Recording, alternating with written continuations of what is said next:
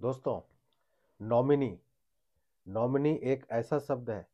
जिससे कि आप सभी वाकिफ़ होंगे, क्योंकि अगर आप बैंक जाते हो अकाउंट खुलवाने को, या फिर आप बैंक में एफडी खुलवाते हो, या फिर आप कोई एलआईसी पॉलिसी लेते हो, या फिर आप एक्सीडेंट पॉलिसी लेते हो, तो वहाँ पर आपको कहा जाता है कि फॉर्म में अपना नॉमिनी का नाम डालें। तो इस तरह से नॉमिनी से आप सभी परिचित होंगे। तो यहाँ पर नॉमिनी वर्ड से आपने अकाउंट में नॉमिनी का नाम डाल दिया, तो इसका मतलब आप यह समझते होंगे कि उस अमाउंट के हकदार आपके बाद, यानी कि अकाउंट होल्डर की डेथ के बाद, उस अमाउंट का हकदार जो है सिर्फ नॉमिनी ही होगा, जबकि ऐसा है नहीं। सुप्रीम कोर्ट ने बिल्कुल इस मामले में क्लियर कर दिया है कि नॉमिनी किसी भी अमाउंट का डिसीज्ड की मृत्यु के बाद किसी भी अमाउंट का हकदार नहीं होता। नॉमिनी सिर्फ उस अमाउंट के कस्टोडियन के रूप में कार्य करता है, यानी कि नॉमिनी का हक इतना सा है कि वह उस अमाउंट को रिसीव करे, और रिसीव करने के बाद वह सिर्फ एक एजेंट के रूप में कार्य करता है, जबकि उस अमाउंट का हकदार सिर्फ डिसीज्ड के उत्तराधिकारी होंगे, यानी कि उस डिसीज्ड के जो क्लास 1 लीगल हेयर होंगे, वह अमाउंट उसी को जाएगा, और उस अमाउंट का असली हकदार क्लास 1 लीगल हेयर यानी कि उसके उत्तराधिकारी ही होंगे। तो आज का वीडियो आपके लिए काफ़ी महत्वपूर्ण रहने वाला है, आप आखिर तक बने रहें। और अगर अब तक आपने इसको सब्सक्राइब नहीं किया है तो इस चैनल को सब्सक्राइब करें, इसे लाइक भी करें और शेयर भी करें, और जाते जाते एक बार ऑल बेल बटन को भी हिट कर जाएं, ताकि आगे आने वाली वीडियो की जानकारी आप तक पहुंच सके।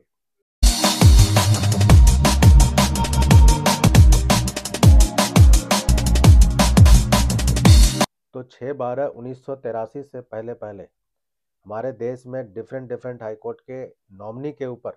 के राइट्स के ऊपर अलग अलग निर्णय, कन्फ्लिक्टिंग निर्णय आ रखे थे। तो जहां मद्रास हाई कोर्ट का निर्णय आया था कि नॉमिनी डिसीज्ड की स्टेट में एक्सक्लूसिव राइट रखता है, और वह बाकी सारे लीगल हेयर को एक्सक्लूड कर देता है, यानी कि अगर जहाँ जहाँ पर नॉमिनी है तो वहाँ पर सिर्फ नॉमिनी को ही राइट्स होंगे डिसीज्ड के स्टेट में, उसकी संपत्ति में। लेकिन फिर कलकत्ता, केरला और other high courts, Gujarat high courts के एक डिफरेंट व्यू आए, और इन्होंने कहा कि नहीं, नॉमिनी जो है डिसीज्ड की डेथ के बाद सिर्फ एजेंट के रूप में कार्य करता है। नॉमिनी का कोई इंडिविजुअल राइट्स नहीं होता,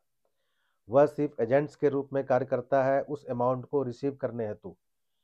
और उस अमाउंट पर अल्टीमेट जो राइट्स होता है वह सिर्फ उत्तराधिकारियों का ही होता है, जो कि सक्सेशन एक्ट से वह व्यक्ति गवर्न हो रहा है। अब चूंकि डिफरेंट हाई कोर्ट के अलग अलग निर्णय आ रखे थे नॉमिनी के राइट्स के ऊपर, तो यह मामला पहली बार सुप्रीम कोर्ट के सामने 1983 में आया। मामला था सरबती देवी वर्सेस उषा देवी। अब इस केस में मामला ऐसा था कि एक व्यक्ति जगमोहन स्वरूप, जिसकी मृत्यु हो जाती है, वह व्यक्ति अपने लाइफ काल में 2 इंश्योरेंस पॉलिसी एलआईसी का लिए होता है। अब उसकी मृत्यु हो जाती है, और पीछे अपनी पत्नी, माँ और एक minor son as a class 1 legal heir वो छोड़ जाता है। अब चूंकि एलआईसी पॉलिसी में उसने अपनी वाइफ उषा देवी को अपना नॉमिनी अपॉइंट कर रखा था, तो उसकी मृत्यु के बाद उसकी विडो उस अमाउंट पे एलआईसी क्लेम पर एक्सक्लूसिव राइट करती है, का अधिकार का दावा करती है, यानी कि वह दावा करती है कि उस अमाउंट की हकदार सिर्फ वही है, और उसके माइनर सन और उसकी मदर, जो कि उस डिसीज की क्लास 1 लीगल हेयर है, वह कहती हैं कि उन्हें उस अमाउंट में कोई हक नहीं होगा, कोई अधिकार नहीं होगा। अब जो डिसीज्ड है उनकी मदर सरवती देवी और उनका माइनर सन, जो कि मुकदमा फाइल करता है थ्रू हिज ग्रैंडफादर, वो दोनों मिलकर सिविल कोर्ट में, डिस्ट्रिक्ट कोर्ट में एक मुकदमा फाइल करते हैं, सूट फॉर डिक्लेरेशन, जिसमें वह क्लेम करते हैं कि जो डिसीज्ड की राशि है, LIC की राशि है, उसमें वह दोनों भी 2/3 के हकदार हैं। यानी कि उस राशि में से 2/3 के हकदार डिसीज्ड की मदर और उसका माइनर सन, वह दोनों भी हैं।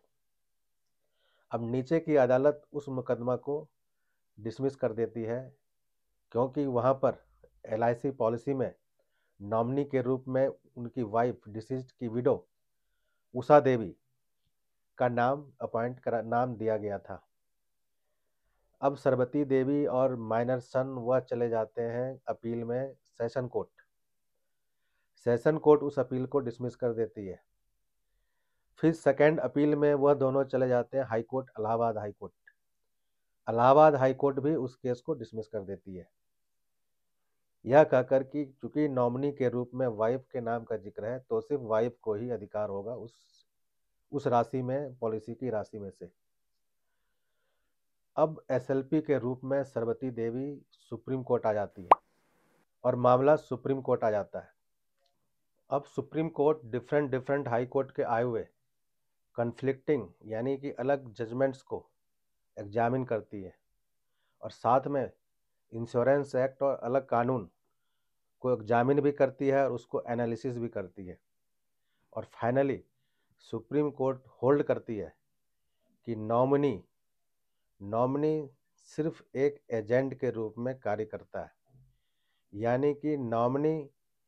सिर्फ एक अथॉरिटी है। नॉमिनी के रूप में एक व्यक्ति को सिर्फ ऑथराइज किया जाता है कि डिसीज की मृत्यु के बाद वह उस अमाउंट को रिसीव कर सके, ताकि बैंक या फिर इंश्योरेंस कंपनियां उस लायबिलिटी से डिस्चार्ज हो जाए। तो नॉमिनी सिर्फ एक ऑथराइजेशन है किसी व्यक्ति का जो कि उस अमाउंट को रिसीव करे, जबकि उस अमाउंट के हकदार होते हैं डिसीज्ड के लीगल हेयर्स, डिसीज्ड के क्लास 1 लीगल हेयर्स, उसके उत्तराधिकार कानून के हिसाब से, और उस अमाउंट में उसके उत्तराधिकारी का ही क्लेम होता है, ना कि नॉमिनी का। फिर सन 2000 में सुप्रीम कोर्ट का एक निर्णय आता है, विसीन N Khanchandani versus VL Khanchandani, जिसमें सुप्रीम कोर्ट कहती है कि नॉमिनी डिसीज्ड की संपत्ति में से उत्तराधिकारियों को एक्सक्लूड नहीं कर सकता, बाहर नहीं कर सकता, बल्कि नॉमिनी के हाथ में डिसीज्ड की मृत्यु के बाद जो कुछ भी आता है वह डिसीज्ड की संपत्ति होती है, इस्टेट होती है, जिसमें सिर्फ और सिर्फ डिसीज्ड के उत्तराधिकारियों का ही हक होता है, अधिकार होता है। इसके बाद 2010 में पुनः सुप्रीम कोर्ट का निर्णय आता है, रामचंद्र तलवार वर्सेस देवेंद्र कुमार तलवार, जिसमें सुप्रीम कोर्ट फिर से दोहराती है कि बैंक डिपॉजिट के केस में डिपॉजिटर की मृत्यु के बाद अगर वहां पर नॉमिनी है, तो नॉमिनी सिर्फ उस अमाउंट को रिसीव करने का अधिकार रखता है। यानी कि नॉमिनी बैंक अकाउंट से वह अमाउंट सिर्फ रिसीव कर सकता है, जबकि उस अमाउंट पर असली हकदार वह उस डिपॉजिटर के लीगल हेयर होंगे, उत्तराधिकारी होंगे, ना कि नॉमिनी। अब अगर वह नॉमिनी के साथ साथ डिसीज्ड का उत्तराधिकारी भी है, तो फिर उस केस में उस नॉमिनी को उत्तराधिकार नियम के अनुसार उसका शेयर मिलेगा, ना कि इंटायर अमाउंट। अब मान लें किसी व्यक्ति की मृत्यु हो जाती है और वह एक बैंक अकाउंट छोड़ जाता है जिसमें 1 लाख रुपए पड़े हुए हैं, और उस बैंक अकाउंट में अपनी वाइफ को नॉमिनी अपॉइंट कर जाता है। अब वह व्यक्ति अपने पीछे वाइफ, मदर और 2 बच्चों को छोड़ जाता है, तो यहाँ पर उस अमाउंट को रिसीव करने का राइट सिर्फ वाइफ को होगा, नॉमिनी को होगा, जबकि उस एक अमाउंट के हकदार वह चारों ही होंगे, यानी कि वाइफ, नॉमिनी, उनकी मदर और 2 बच्चे, और वो चारों ही 1/4 अमाउंट यानी कि 25,000 के हिस्सेदार वह चारों ही व्यक्ति होंगे। तो इस तरह से हमने देखा कि नॉमिनी किसी भी अमाउंट का, किसी भी पॉलिसी में आने वाले अमाउंट का डिसीज्ड के किसी भी स्टेट का नॉमिनी मालिक नहीं होता, ऑनर नहीं होता, बल्कि वह सिर्फ एक कस्टोडियन के रूप में, एक एजेंट के रूप में कार्य करता है, जो कि डिसीज्ड की मृत्यु के बाद उस अमाउंट को रिसीव कर सके, जबकि उस अमाउंट के असली हकदार डिसीज्ड के उत्तराधिकारी होते हैं, उसके